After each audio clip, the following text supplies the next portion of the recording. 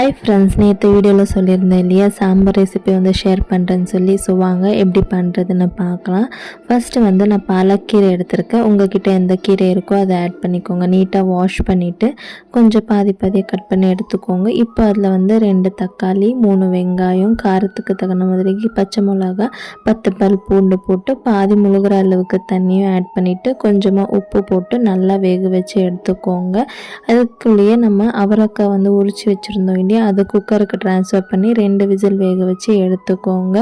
இப்போ நம்ம கீரையும் வெந்துருச்சு. அதை ஃபில்டர் பண்ணி நல்லா கூல் டவுன் ஆக வச்சிடலாம். தண்ணியை வேஸ்ட் பண்ணாதீங்க. சாம்பாரில் அதுக்கப்புறமா ஆட் பண்ணிக்கலாம்.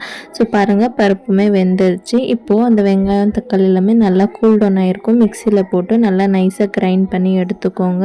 இப்போ ஒரு குக்கரில் எண்ணெய், கடுகு, பெருங்காயம், கருவேப்பிலை இதெல்லாமே போட்டு நல்லா பொரிஞ்ச பிறகு நம்ம வேக வச்சுருக்க அவரைக்காவும் போட்டு ஒரு 2 நிமிஷம் நல்லா ஃப்ரை பண்ணிவிட்டு நம்ம அரைச்சி வச்சுருக்க கீரை பேஸ்ட்டுமே போட்டுட்டு நம்ம ஃபில்டர் பண்ணி வச்சுருந்தோம் இல்லையா தண்ணி, கன்சிஸ்டன்சி பார்த்து அந்த தண்ணியை ஆட் பண்ணிவிட்டு உப்பு காரம் போட்டு நல்லா கொதிச்சு வந்துச்சுன்னா ஈஸியான அவரைக்காய் கீரை குழம்பு ரெடி ஆயிடுச்சு. நீங்களும் ட்ரை பண்ணிட்டு எப்படி வந்துச்சுன்னு சொல்லுங்கள். பாய்.